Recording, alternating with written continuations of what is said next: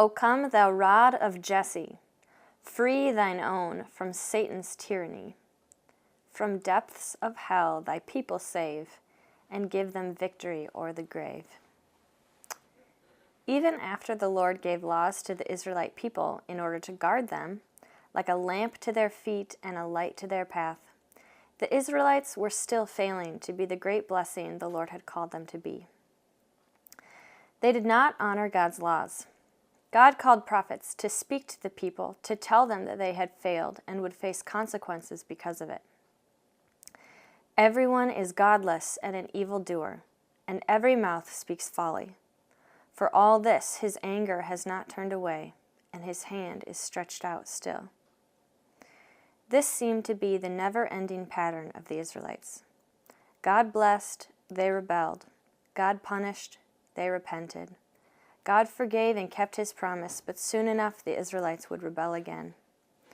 However, God's plans were still not ruined, and his promise to bless the nations through Abraham's offspring would not be broken.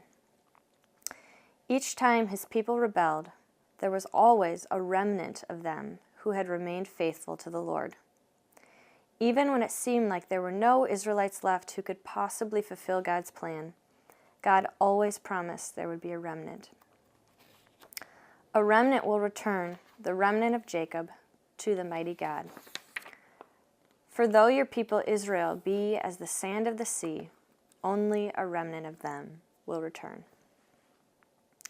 However, sometimes it seemed as if there were no one left in the entire nation who could act as the righteous remnant, one big enough to fulfill the seemingly unattainable call to bear his image perfectly to the world, so that the world might know him and be blessed, especially after the Lord was finished with his judgment on the people for their evil. Behold, the Lord God of hosts will lop the boughs with terrifying power.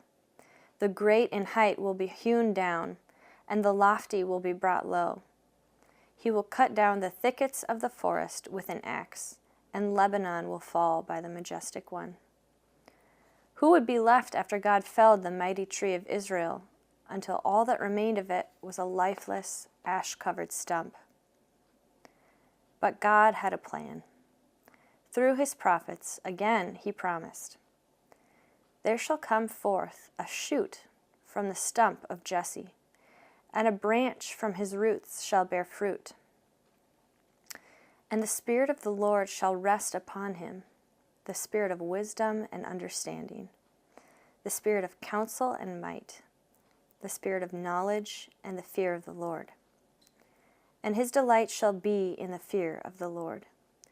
He shall not judge by what his eyes see, or decide disputes by what his ears hear, but with righteousness he shall judge the poor, and decide with equity for the meek of the earth. And he shall strike the earth with the rod of his mouth, and with the breath of his lips he shall kill the wicked. Righteousness shall be the belt of his waist, and faithfulness the belt of his loins."